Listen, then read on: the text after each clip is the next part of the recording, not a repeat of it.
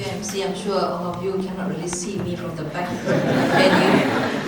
Well, anyway, Bismillahirrahmanirrahim. Assalamualaikum warahmatullahi wabarakatuh. I'm very conscious here because I feel that this one is just too high for me.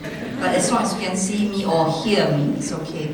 So very good morning. Wan Nadira Yusuf, founder and CEO of Kiddocare.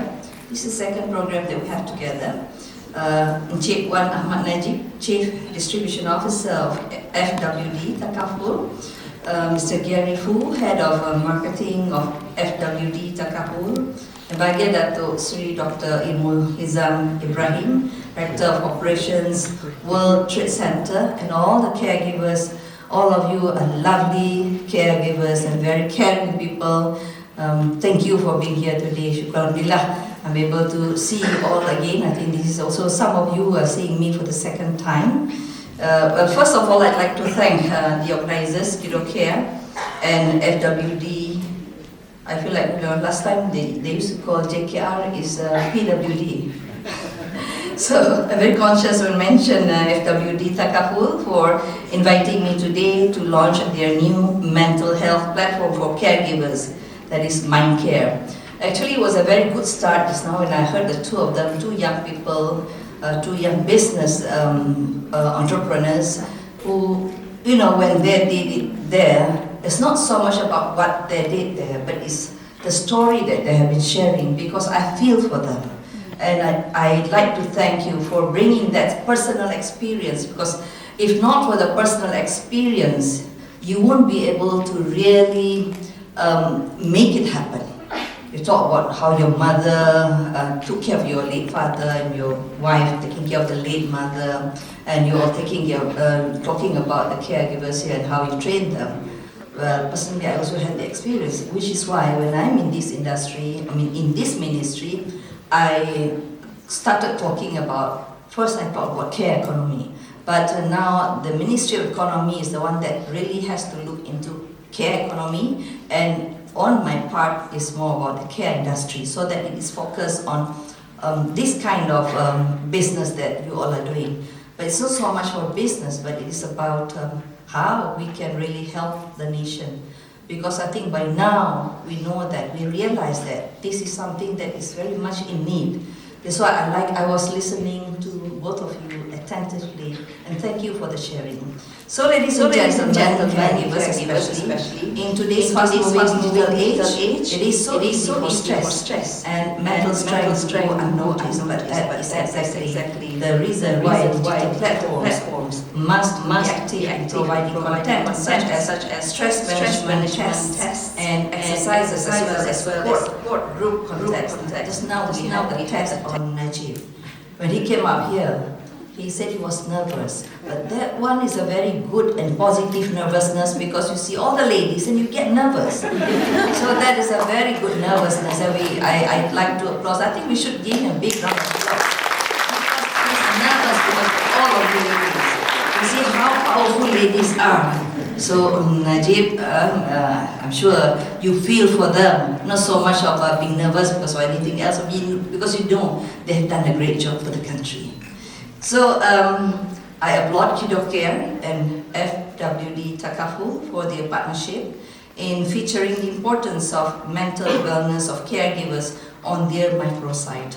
You all need a lot of motivation, you need a lot of inspiring people to care for you as well, because you care for people who are really in need of your help. So, and I was informed that this platform aims to provide comprehensive and accessible mental health support and resources for caregivers in our country.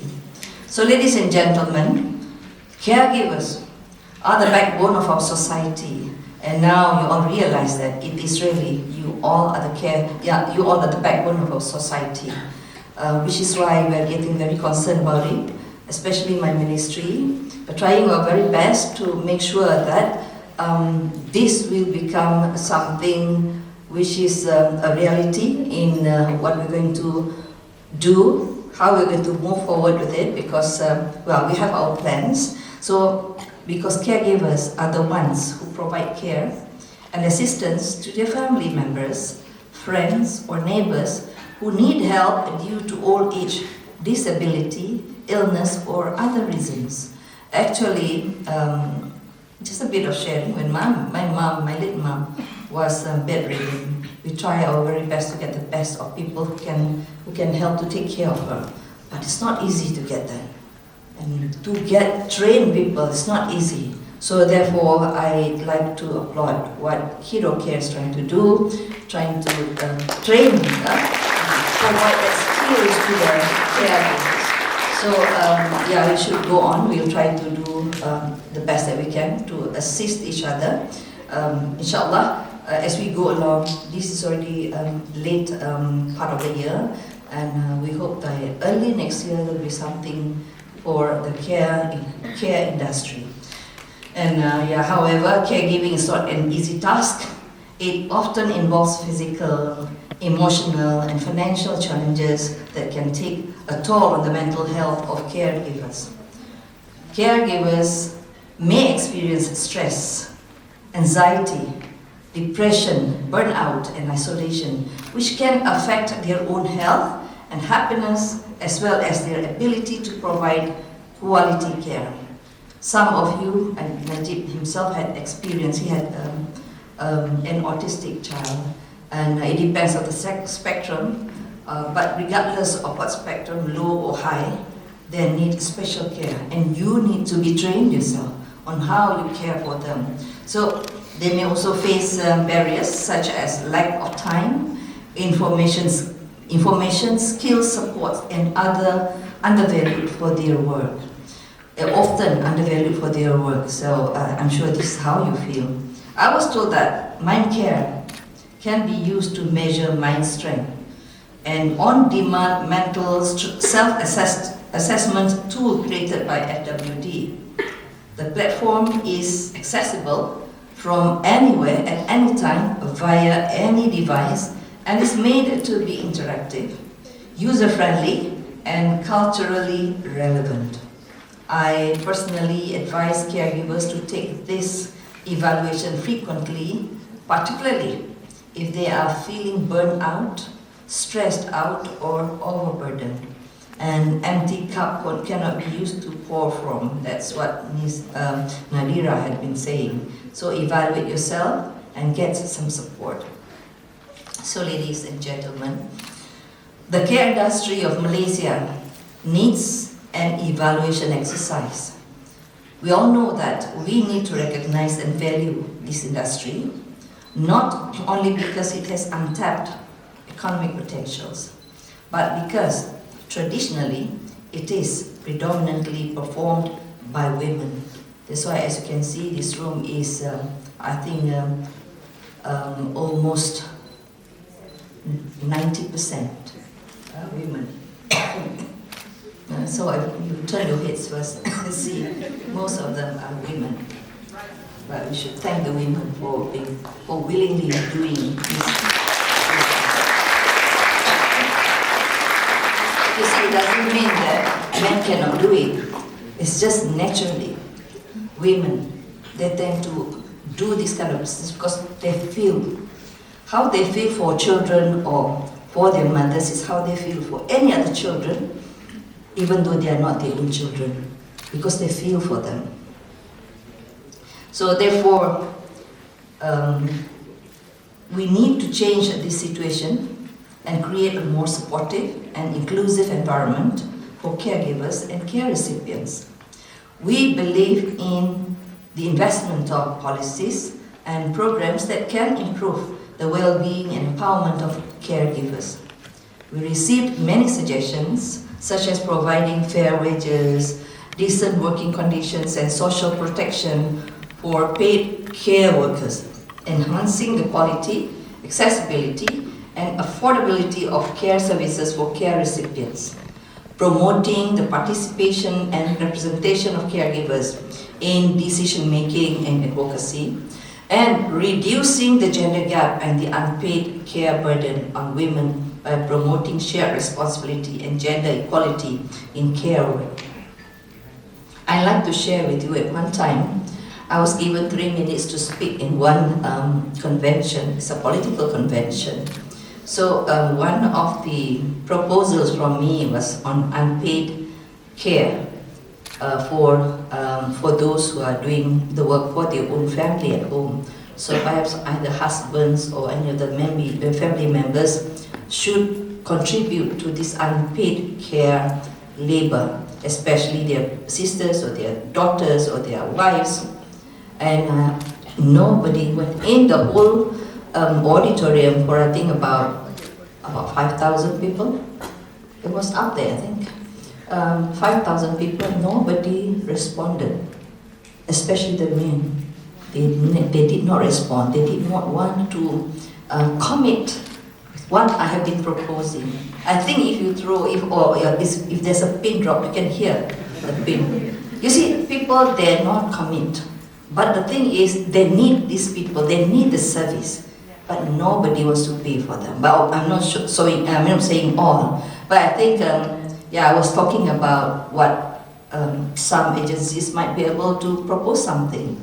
So, well, let's pray that something can be done in the future. Let's start with this first, and then we'll see more to what we can do to help the unpaid care labor work, okay? So I personally believe that to create value, we must first invest in human capital. Therefore, the Social Welfare Department, that's under me, has created 28 National Occupational Skills Standards, NOSS, for 11 different areas within the care and community services sector. Among those areas are ranging from elderly care, disabled care, as well as child care. This will increase the number of skilled caregivers in the market. I was happy to hear when Nadira mentioned that they're not just looking into children, but now they're also moving towards elderly care. We need that. So in parallel to that, advocacy events and roadshows will be held to highlight the value of the care sector and the crucial role that caregivers play in society. Actually, people who believe and who commit to this kind of issue are people who had really gone through the hardship, because you can't bear to see your mother on the bed and she doesn't want you to carry, because she knew that if you carry, that's not the right way to carry, it causes more pain to her. So you need people who are trained. We experienced that with my mom. So she didn't want us to carry her, or just take her from the bed. She did not want that, because we are not trained. It caused more pain to her. So we have to solve this problem and this is one of the solutions. Thank you so much. So it does not stop here.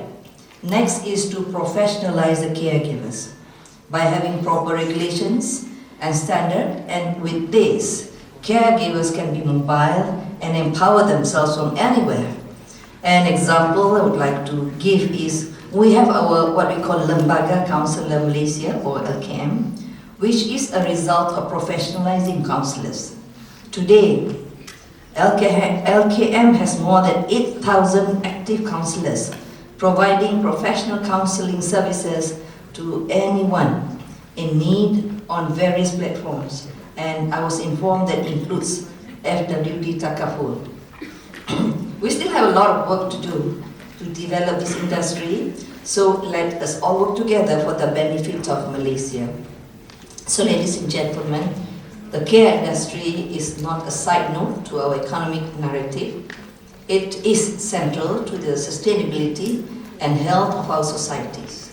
The caregivers, those who give tirelessly of themselves, must know they are not alone, that their well-being is our priority, and their work is the cornerstone upon which we build a resilient and compassionate community. And in fact, I should say that this is a potential economic generating activity for the country. If we do it well, you see, like in our country, the Filipinos, they are very well sought after, and they are always very good because they are well trained. So we hope that we can get that for Malaysia as well. Because somebody asked me, well, if you train so many people, Singapore might take them. Why not? I mean, why should we not allow them? because they need to earn their living, and then they will still bring the money home. So we should not feel, sorry to use the word selfish about it. We should be able to help them and let them help whoever that they can do, or they can help in anywhere they are getting their jobs. So I hope that this platform will be a valuable source of support and guidance for caregivers in Malaysia, and will help them to cope with the challenges and joys of caregiving.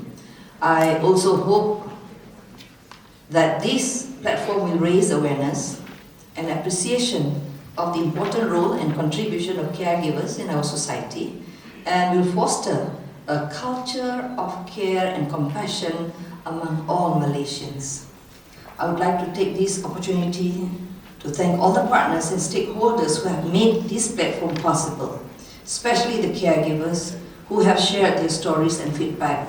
I would also like to invite all of you to visit the platform and spread the word to your family, friends, and networks. Again, I'd like to thank all of you for wanting to be part of this industry. And I know it's not easy to recruit people to be in this industry, to be partners of this industry. So thank you so much for your participation and for your contribution.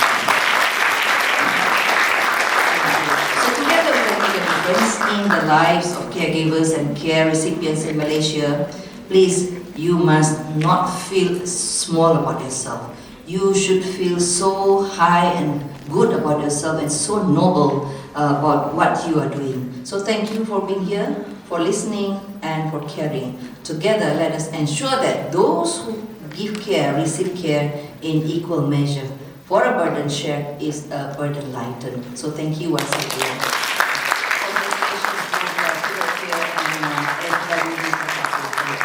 Thank you very much, Dato, for such clear and inspiring